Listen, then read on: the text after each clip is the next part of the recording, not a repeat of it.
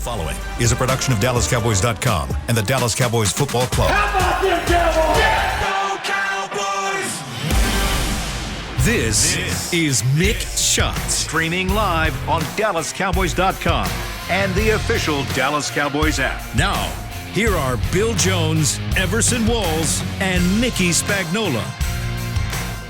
And we are nobody's underdog. You saw that? Is Mick Shots. High noon on a Thursday inside the SWBC podcast studio at the Star in Frisco. Game on. We are nobody's underdog. Nobody's underdog. That's what he said that I couldn't hear at the very end of his press conference. You couldn't hear. I couldn't. I was sitting right there, and everybody laughed, and I didn't hear it clearly. clearly. You didn't catch it. Okay. Yeah. It's not like he just, I heard the 5 pronounced point. it. Yeah. He just got like, hey, man. As soon as he said it, he asked what was the line, and they said 5 points. He couldn't believe it. No, it was like, who's favored? Yeah, right. No? No. Oh, I'll just say this. Wow. We're nobody's underdog. Nobody's underdog. You can quote me on that. Well, I'm going to write that down. There you go. I like That's that. right. I like that. And so I was thinking, that's going to be in 3-inch headlines. Bulletin board material on the West Coast. We will win the game. And nobody will know that he was smiling the whole time. Right. No. The aesthetics don't go well with that. That's how the banner headlines get started. Right there. 5 points. Who's favored? He was like, he didn't want to be assumptive. That's right. That's right. That was what was funny about it. It was like he really thought that the Cowboys would be favored. Right? 3-1 against 2-2, right? That's right. It's a no-brainer. That's what he's thinking. Oh, it must be. Is it? Oh, right? Is it? No. Well, you know what? That fits right into what I was going to write for Friday. There you go. Because I was going to start off with saying, so why not the Cowboys, right? Mm-hmm. Now I got my quote to go with it. Mm-hmm. 5. It started at 4. It's up to 5 now? Well, 5.5, wasn't it? 5.5, I think. Yeah. I think that's what they said anyway. That's crazy. I mean, that's crazy. I'm sorry. Have we shown to be that inept? All I know is their offensive line hasn't gotten more healthy. Because it was 4. Someone told me 4 the other day, and I said, well, what they're factoring in on that from the start, it's 3 points, 3 points home, and then backup quarterback. 1 for another Cooper point. Rush. Now they've added another point. Yeah, but what they have to subtract as well. Well, because they suck right now. I mean, let's just be real. Well, ask your bookie. Only he can answer this. And so that shows what the run is. The early run on the game is. Sure. That so they're, they don't trust us. They really don't.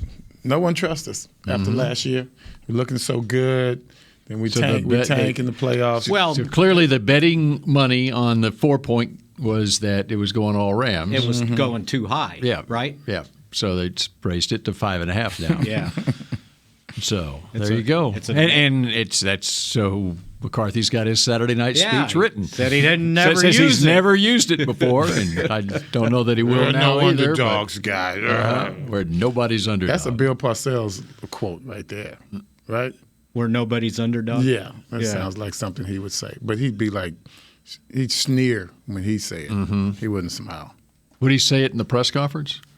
Or just to his team? Oh, he would. Yeah. Because that's how he talks to the team, right? Exactly. He'd say what do you think Jimmy was doing? Right? He was talking. He was on the radio. To the press. He wasn't talking with Randy to your Galloway. team. Yeah. Your team can hear you. That's right. Yes. It's almost like, now we got to. It's like Jerry said, when I make my bet with my mouth, now I got to cover the check. That's right. What in the ghetto? What they if you're going to talk the talk, don't write a check. Don't write a check with your mouth that your ass can't cash. Oh, that's there you go. That's how it goes. That's it. I like that. Yeah. All right. So that's what I got out of Mike McCarthy's press conference this morning. Yeah, there wasn't anything kind of meaty or anything like that. Mm-hmm. Well, that sure did spice things up a little bit, I tell you. He's very complimentary of Aaron Donald, very complimentary of Wagner, very complimentary yesterday of Matthew Stafford. I love the exchange on Trayvon Diggs. Ask again. Well, okay, I just said that, and okay, let me come up with some more adjectives.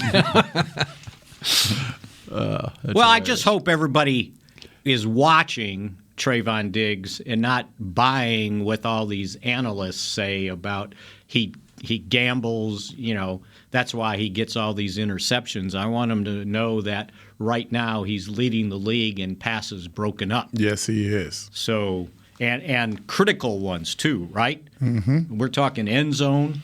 Third down plays. Touchdown saving. Yeah, right. Third down plays. I mean, you're ending their possibilities of coming back. He's got 9 pass breakups in 4 games. That's a lot of pass breakups. Right? That's a lot of pass breakups. Did you used to count yours, or you just counted I never interceptions? did, yes. I just counted interceptions. I don't even think we went for PBUs. I'm sure they didn't. They probably didn't track it. They didn't keep track of sacks until 1981. You know what I called a pass breakup? A missed interception. That's what I called it. So that's the way I looked at it. Unless you're jumping as high as you can and just tipping the ball, right? Well, then. There was, and then I think the other thing was, and that's why I was almost late. They were going to do live snapping with the 2 guys that they chose out of 2 4. guys. 2 That's guys. what I was going to ask you. 2 guys. Overton and Addington. Okay. And Overton's the guy that has experience. I mean, he's been with. This is. I think the Cowboys are his. Well, it's his 7th go around. 2 of those with the Chargers, not back-to-back either, by the way. So he's been around the league. He's snapped last I had it written down, but he had been with somebody. Rams. The Rams, that's right. But well, it was the Rams. practice squad. That was this year. Yeah. Chargers last year. Would you like me to run it down for you? Sure, go ahead. Since you got that list, We're okay. So you got to start at the Matt top. Overton is 37 years old. Right. Okay. From Tracy, California. Okay, you want me to start at the very top, which would He be was born. Diablo Valley College, 0304, then Western Washington, 0506. All right. The first NFL team. Okay, now 07. The hospital I where think he that was adds born. to it. He's Where from he came Western from. Washington. Yeah. I didn't know they had a. Now, Eastern Washington has a red field. I don't know what color Western Washington. The Cowboys That's had just the Pacific. They had a Ocean. safety from Eastern Washington. From Eastern. This is Western Washington. Okay. That's my point. Eastern has the field. Right? Eastern has the red field. Is Western in the bay or what? It's in the Western. Yeah, it's in the water. In the Sound, I guess it is out there. Western Washington. All right. Naturally, Seahawks. Yes. Okay, and it was just probably in the off season. He didn't play in a game. The Tri-Cities Fever. No, we don't need to know. The Florida Tuskers. No, but that's The impressive. Seahawks again as a practice squad or off-season edition in 2010. That was 3 years after his initial journey there. All right. And then he was with the Omaha Nighthawks 2010-11. Is that like indoor? And maybe. Let's pretend it is. Okay. And then finally, with the Indianapolis Colts for 5 seasons, 2012 through 16. Jacksonville, 17 and 18, so 2 years there. Chargers in 19. Titans in 20. Chargers in 21. This guy has a great agent. Rams. Yes. Rams practice squad this year, and now Cowboys practice squad. We'll see if he gets in the game. He made the Pro Bowl in 2013. Well, you know what?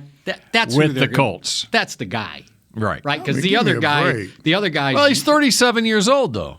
So what? Well, All you he's got not to going to do make is the snap tackle. the ball. Yeah, just snap the ball. I don't care if he They're tackles not even they anybody can't or get not. hit in the head anymore. No. Yeah, they just snap the ball. The last guy didn't hurt his shoulder snapping the ball, did he? No, he was So you got to blocking. do a little something else. No, he was. There was a lack of protection there, Right. and he reacted. He urgently. grabbed the guy and threw him He down. shouldn't have done. That was the problem. Yeah. If, Now if everyone's solid, then you don't All have right. to. So now, what's the name of the other gent? Addington. First name. I'm pretty sure Addington would do it. You don't think Addington will get Yeah, you? that's I don't not think enough. Wikipedia. Yeah. Tucker. Tucker Addington. All right, you talk and I'll look up him. He's very young. USFL was his last stop. And I don't mean to destroy the suspense, but when they went out there, Mike said that they would go live in kicking drills. So for all the snaps for Maurer, kicking field goals, and from what I saw before I had to leave, all the snaps for punter Brian Anger, it was number 45. So that's the 37-year-old. That's the 37-year-old. Okay. And they were all good snaps, by the way. There were nothing like over the holder's head or into his body. They were really good snaps. Do they have some type of algorithm for grading accuracy? Yes, long snappers. Well, that was the other funny part in the press conference because Todd Archer said, so is it accuracy or speed? And Mike said, well, accuracy. And he goes, well, the speed's usually 1.2 seconds.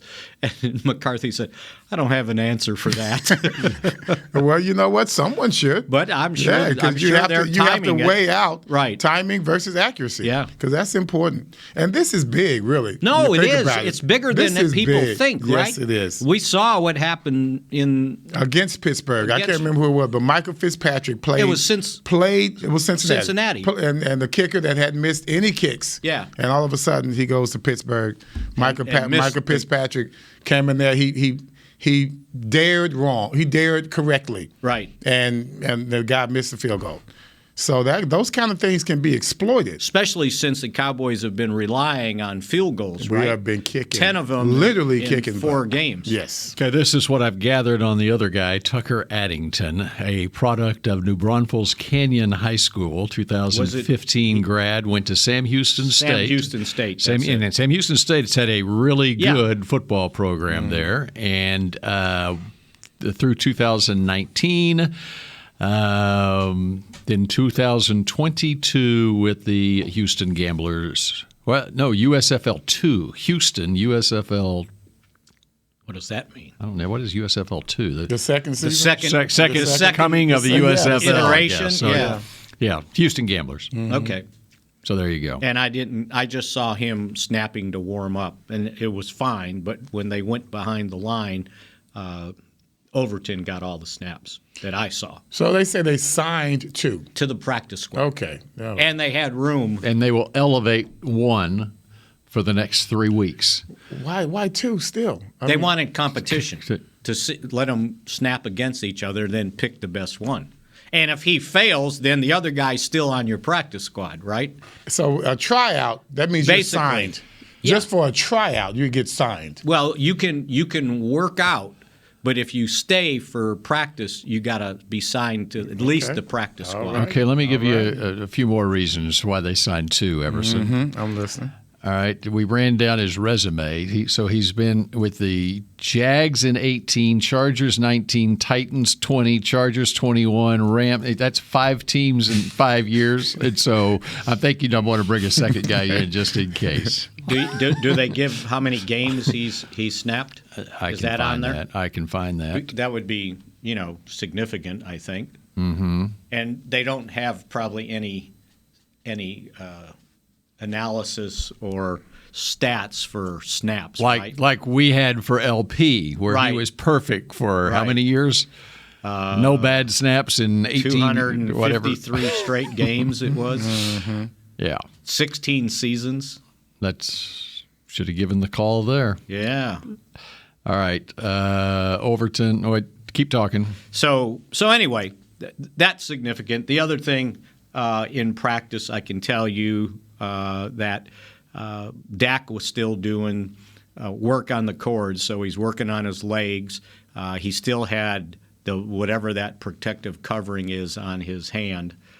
That hasn't been taken off. He was a Chargers full-time snapper. All 17 games last year. Okay, 9 games with the Titans in 20, and no games in 19 for whoever he's Must with. have been practice and squad. 11 games with Jacksonville in 18. So with all those years of experience, you can sign the guy, you stay with him, But then you're always looking for somebody less expensive that can do the job, probably. That's what happens when you've got that many years in the league. And, unless you're with somebody that they trust you, but they always are looking for somebody cheaper at that spot. And I did find out that the emergency game day snappers are the tight ends. Jake Ferguson. It's like with Cincinnati. Jake Ferguson and Dalton Schultz are probably the two guys. All right, so now what's going on with Jake Ferguson, who is on the injury report? He had where's my injury list? I have it a knee. right here. It was a knee. He's out there, though. Okay. So and McCarthy said he'd start with Britt and then with the idea that he'd work into team. And Schultz was, I think, full. And I saw him out ahead of practice before everybody went out, and he was working on different things. So he should be good to go. Okay. So they won't have to elevate McEwen, right? Okay. They'll have their three guys. Okay. All right. So that gets you up to date on what's going on as far as the deep snapper on this team and many other things. And I can't wait for today's Mick Shot from Mickey, which is coming up shortly. That was quick. The Medal of Honor is our country's highest military award for valor in combat.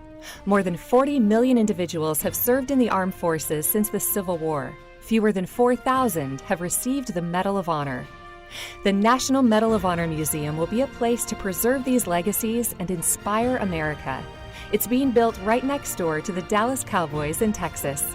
Help us honor our country's greatest heroes. Learn more and get involved at mohmuseum.org. We paid how much for those lessons? Shh, she's doing great. Oh, yeah, totally. Can you pass me a Pepsi Zero Sugar? Great job, honey! Oh, look at that. That's not the end. No way. Now it's time for the encore. You know what? You're right. 5 times? Not enough times. For everyone who traded in rock concerts for their kids' recitals, you've compromised enough. Pepsi Zero Sugar. That's what I like. Nobody protects you from mayhem like Allstate. You hear that? I'm a torrential downpour. Torrential? What's that even mean? It means you can't see out of your windshield. And if you have the wrong car insurance, you might have to make it rain to fix your bumper. So switch to Allstate, save money, and be better protected from mayhem, like me. Based on coverage and limits selected. Subject to terms, conditions, and availability. In most states, prices vary based on how you buy. Allstate Bar and Casualty Insurance Company and affiliates, Northbrook, Illinois. What do you call a group of grown men and women with their faces painted silver and blue who get together every week to share a 3-hour-long ritual of jumping, singing, and toasting Miller Lite in 10-gallon hats while yelling, "How about them Cowboys?" You call it Miller Time in Dallas. Here's to the Cowboys. Here's to the original light beer. It's Miller Time. Celebrate responsibly. 2021 Miller Brewing Company, Fort Worth, Texas. Back to Mick Shots.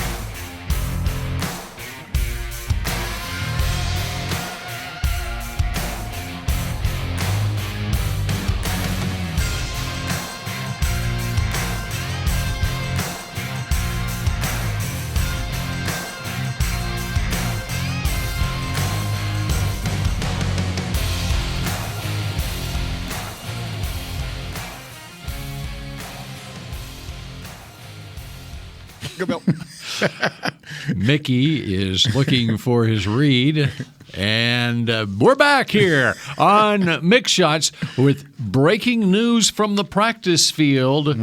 Cowboys quarterback Dak Prescott has incorporated holding a football in his side work with Director of Rehabilitation Britt Brown. Holding a football is now part of the process. But he was holding the football during the game. Yeah. Yes, he was. And last week. Last week he was this holding is it. breaking news on Twitter. This is holding post.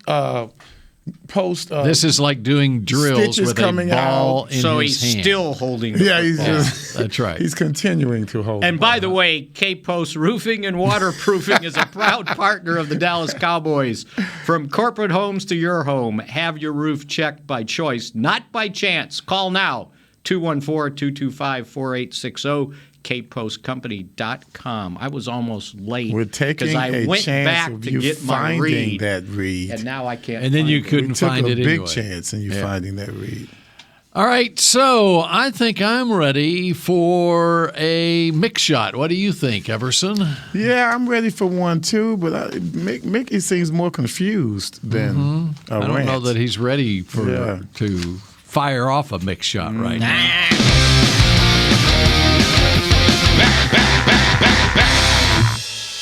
He found the read. You were right. It was under the Rams. That's what I kept saying. Look under That's the Mick. That's the Mick shot right I there. can never find my stuff. I had the read. Okay. So you do a Mick shot on why you can't find stuff. That's right.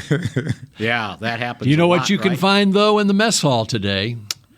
We can find fair food.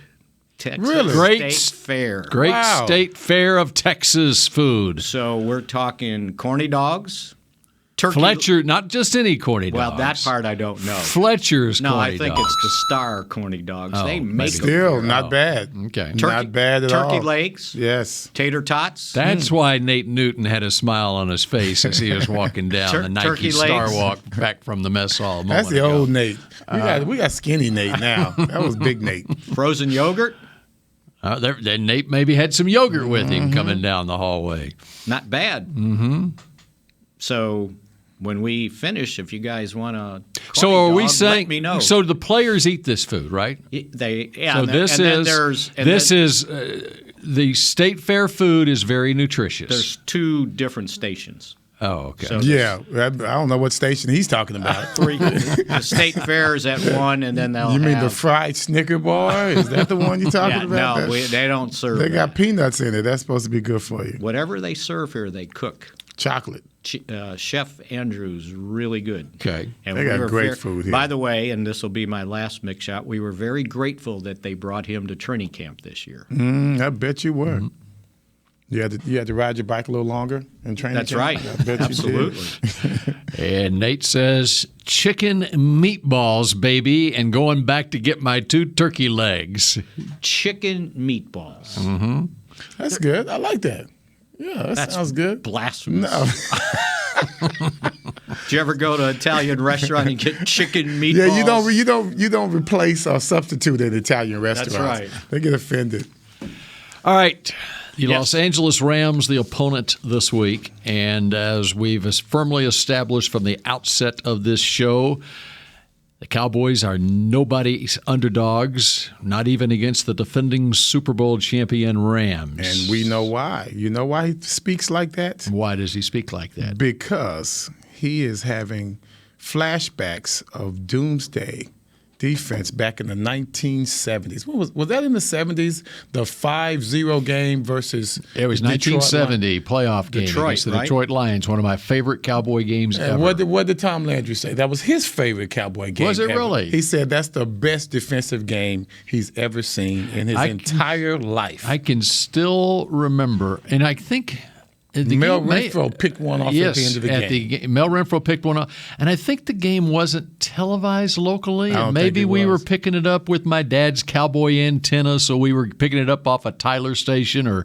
Sherman station or Was it a something. home game? Because it was a home game, Not a at the sellout. Cotton Bowl, and 1970. And I remember specifically Cold game too. It with was a ugly. radio, listening to it on the radio.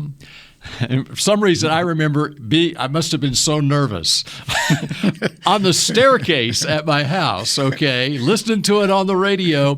And I specifically remember Vern Lundquist calling that game. And when Mel Renfro picked off the pass to secure the victory, 5-0 over the Detroit Lions, he exclaimed, "Listen to this madhouse crowd roar."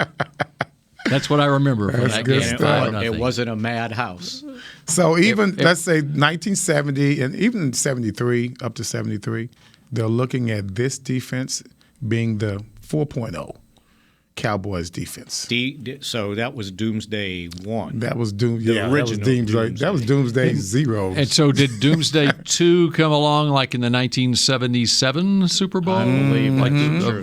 went over the Broncos 2.0, in that era. 2.0. Well, yeah. and so you think about it. Okay, so Randy White wasn't on the original Doomsday, so he would have been on Doomsday too. Correct. In Too Tall. And Harvey. So it would have been the Doomsday one is the Bob Don't forget Lilly. Harvey, co-MVPs. Yeah, that's right. In the 70s. That's right. That's right. Right. So Doomsday 1 would have been the Bob Lilly, Leroy Jordan, Mel Renfro, Cornell Green, and go on and on. Chuck Howley, who's going into the Hall of Fame very soon. Dave Edwards, probably. Yes, he was on that team. Yep. So you go. your homework assignment. Who's Doomsday 3 then? I want to say your homework assignment is come up with a nickname for this defense. Well, they didn't call the Super Bowl team defense of the 90s, which was ranked number 1 in the league in 92, and they won the Super Bowl. It wasn't called Doomsday 3. No. It wasn't called Doomsday It wasn't anything. called anything. No. Just awfully good. No, they were called the was- triplets. That's why they were Yeah, called that's the right. triplets. Everybody That focused on the Everybody offense. focused on that. Yeah. But you're sitting here with Charles Haley, Deion Sanders, Darren Woodson, Who, by Kevin the way, Smith, Ken Norton Jr., and after that, I think, is it Robert Jones? Was it Robert Jones? Robert Jones was a rookie. Leon Lett, Russell Maryland. It's a squad, guys. It's a heck of a squad. Chad Hennings. Chad Hennings. That's a heck of a squad. Kevin Smith. But they didn't. I called Pup already. You did call They him, didn't. okay. They didn't give them any recognition because everyone thought that the triplets carried the team. Yeah. And that offensive line as well. You asked what category? 1992 total yards given up. They were number 1 in the league. They were 5th in points given up. Mm-hmm. And I just don't remember them. I guess because That's right, because we focus so much on the triplets. That's right. And they were also ranked pretty high. I want to say it was either 94 or 96 defensively. But yeah, no. So your homework assignment is come up with a nickname for this defense. Excellent. Yeah. Excellent. Okay, in 93, number 2 in scoring defense and scoring offense. They were number 10 in yards in 93. But some of that is, if you're ahead and another team is getting yards on you. And they were ahead a lot. Yeah. And 94. They rarely play from behind. 94. The 94 defense, number 1 in yards given up, number 3 in scoring defense, number 2 in scoring offense. Aha, I had it. 95. They did a little bit of a drop-off. They were number 3 in scoring defense in 95, number 9 in total yards. Who's the defensive coordinator on this in the 90s? Well, it started off with Dave Wanstadt, and then Butch Davis, and then Dave Campo. Yes. Was Jim Eddy in there? No, that was the false report. Okay. Funny story. So myself and Mike Ducey were taping the end of season wrap-up early because we were going to the Super Bowl, whatever year it was. And Jerry knew who was going to be the defensive coordinator, but he didn't want to. He looked at us and he goes, I don't know. I got too many ears here. And so John Chang, who had been the TV director, said, well, why don't you just give us 3? And then one of them will be the right one, and we'll pick it out, right?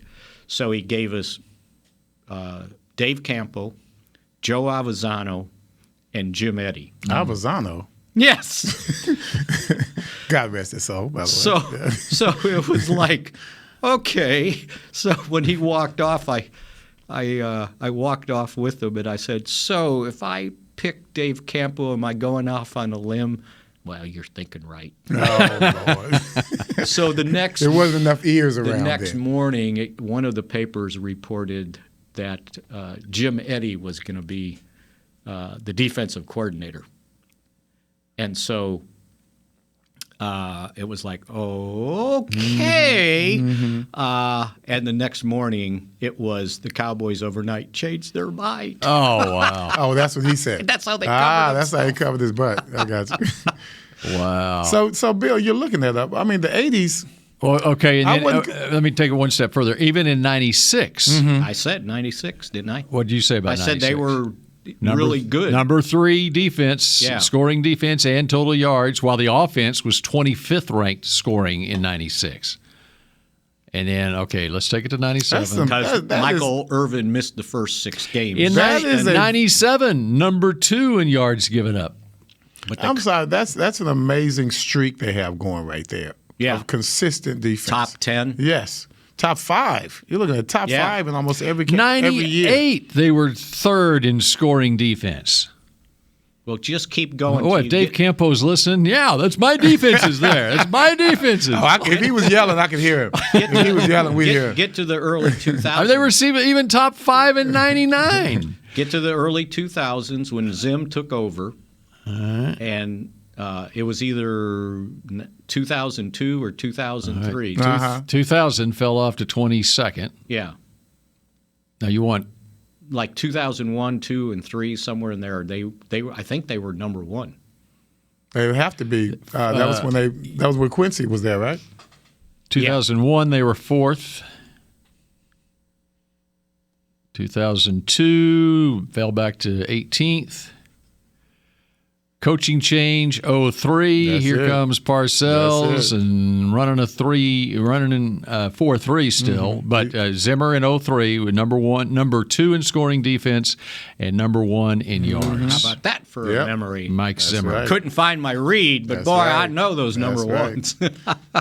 So the 80s. And then fell off in 04, by the way, Yes. to 27th in scoring defense, and that's when the switch was made to the 3-4 defense. And DeMarcus Ware was your number 1 pick, and Marcus Spears was 9 second picks later. First round. So no one's interested in the 80s. The 80s. No well, besides 2000, no one really cares about the 80s because we did not go to a Super Bowl. So we are always the redheaded stepchild. They forget about the 80, 81, and 82 Now, seasons. I don't know how – I know passing, we were always near the bottom. But interceptions, of course, at the top. How was our run defense in the 80s?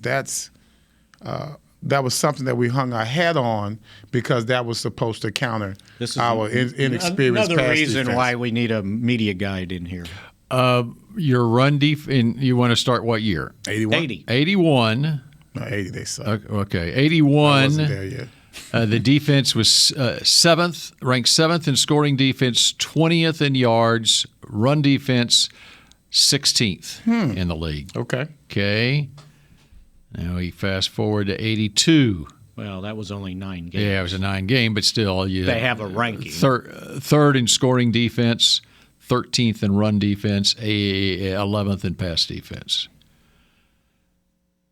83 was probably still 83, a 12-4 season, 20th in scoring defense, number 2 in scoring offense, but number 2 in rush defense.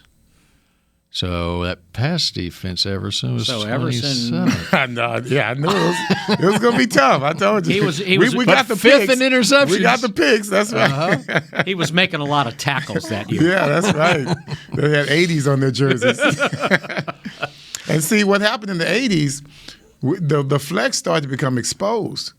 You know, Chicago was running on us well because of, here comes Walter Payton. Great running backs, of course, in the 80s. It only took 20 years for him to figure out how to finally figured out that zone blocking is what they needed. You had the Hogs came through. You had the Rams with Jackie Slater, Ken Hill, had a great offensive line. Eric Dickerson, he's still running on us. I still see his legs. And I subscribe to that too, by the way. And he has so that he averaged over 200 yards on us every time he played. So speaking, including I hate to bring this up, but I just game. happened to be on that page right now. That playoff loss to the Rams, it was 34 carries for 240 Was that yards. here? Was that here? That was there. Well, yeah, and here 34 carries, 248 yards, and 2 touchdowns. 34 carries. Mm-hmm. They had 20-0 Rams. They had a quarterback that was Spags' height from Canada. Dieter Brock. Who was 6 of 22 for 50 yards in that game. And I think Mickey would have been 6 for 22. And one interception. It should have been 2, but Randy White jumped off sides. Yeah. I wonder who got that interception. Yeah, I wonder who got both of them. You're welcome. Okay. So there you go. There's your trip down memory lane. Defense. Defense wins championships. That's it, baby. There you go. All right. We continue with more Mick Shots in a moment.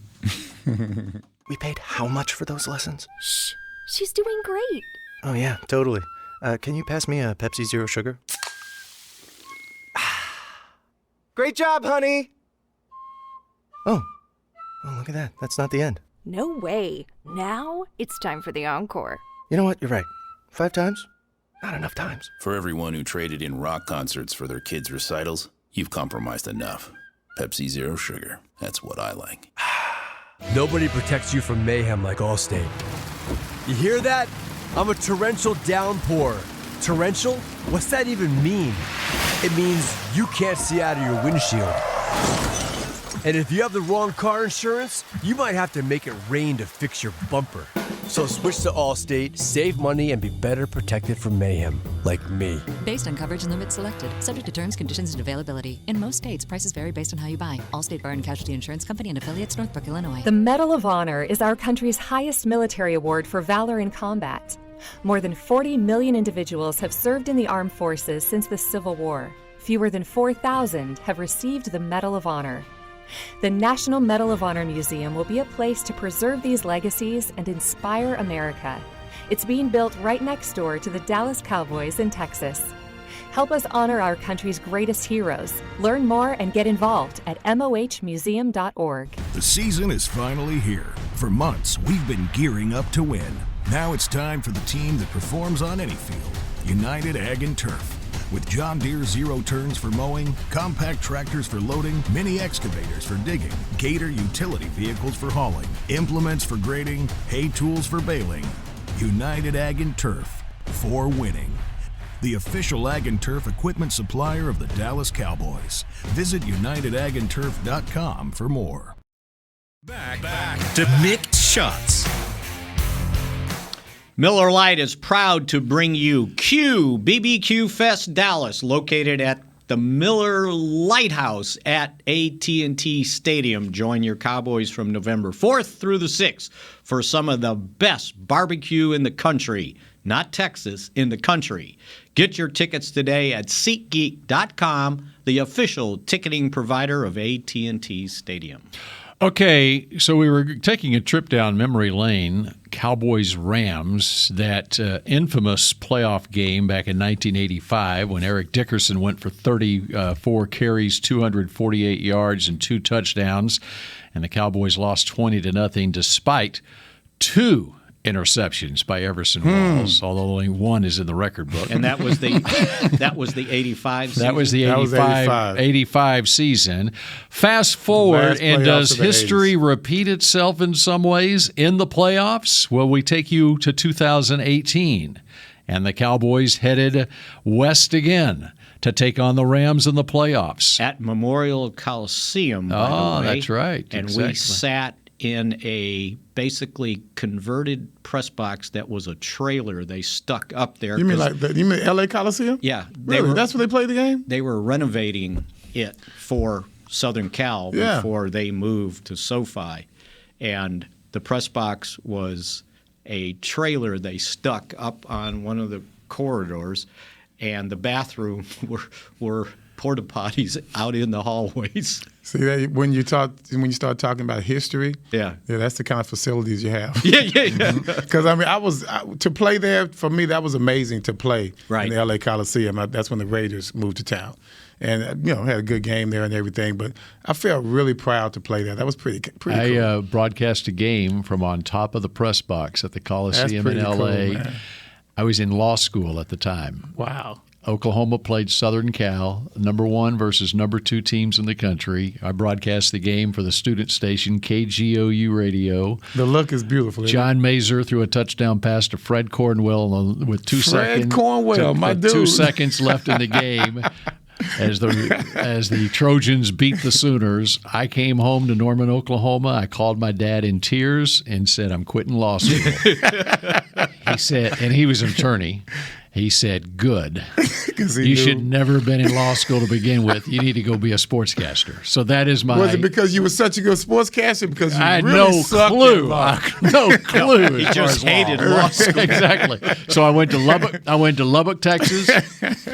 First TV job in Lubbock, Texas, making less than $12,000 a year, and met my wife, and still married today with three kids and your three son-in-laws. Your dad did not want to tell you. No, he said I had to. He wanted to let me find out for myself. didn't But want the to tell lesson learned: follow your passion. And wasn't it? And he beautiful? knew I shouldn't be there, but he knew I had to learn that lesson. You know? Wasn't the Coliseum just beautiful? You know, the grass and greener. You know, unbelievable. You know what the neat thing is out in the outside part on the side that they have is it columns or whatever they call.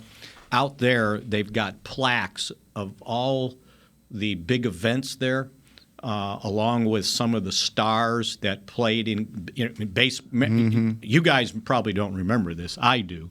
The '59 World Series, the Dodgers and the White Sox.